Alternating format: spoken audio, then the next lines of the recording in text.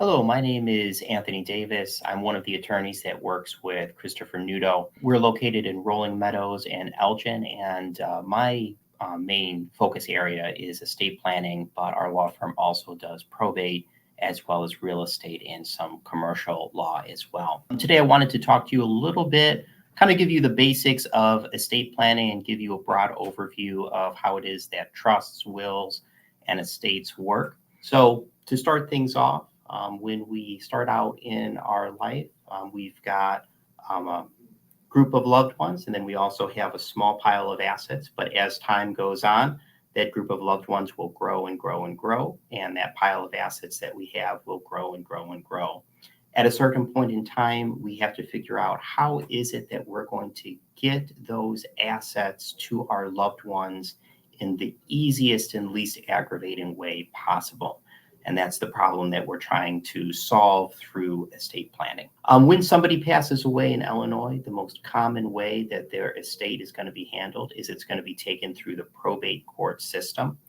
What probate is it is a very creditor-focused court system. And what that means is that a probate court wants to let any creditors that may or may not exist out there know that someone has passed away, so that those creditors can attach to the estate and that they can be paid whatever is owed to them out of the estate. After they've been satisfied, at that point, then the probate court will distribute the remaining assets to the loved ones.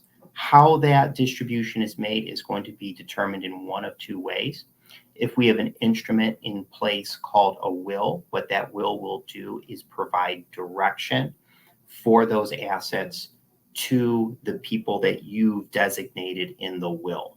And wills are good instruments. They're good instruments because they do a couple things. First thing is when somebody passes away, there tends to be a lot of emotions that are running in the family.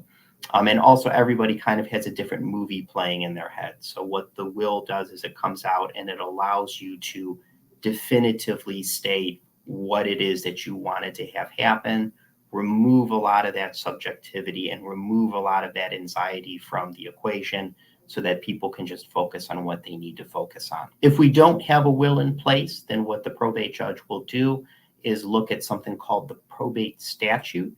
And what the probate statute is just a one-size-fits-all hierarchy that tells the judge how it is that the remainder of the estate should be distributed. Well, wills are good documents. They do require probate, and probate doesn't necessarily have the best reputation. And the reason that a lot of my clients don't like probate is just because of the time and expense that it requires.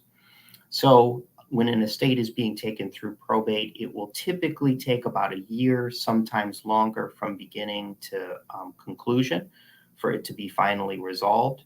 And then in addition, it's rather expensive. So right now, even a simple probate is typically going to cost about $5,000 in various legal fees, filing fees, and so on in order for the family to close it out. And if it's a little bit more expensive, it can go up to about $7,500. And if it's contested, even more expensive than that. So a lot of times my clients are looking to avoid probate. If that is a goal that a client has, then what we typically do is we start talking about an instrument called a trust. If you go online and research about trusts, I feel a lot of the information is very confusing. The way that it's presented, there's a lot of legalese. And to just make it very, very accessible, very, very easy to understand, all that a trust is a big contract. That's it. So if you're having a trust drafted, what you're doing is you're going to an attorney and you're having that attorney draft for you a custom private contract that privately distributes the assets rather than having to go through the public probate court system. And that's all that trusts, wills, and estates are. If you have any questions, feel free to reach out to me. You can see that I've got my contact info in the video, but I'd love to hear from you.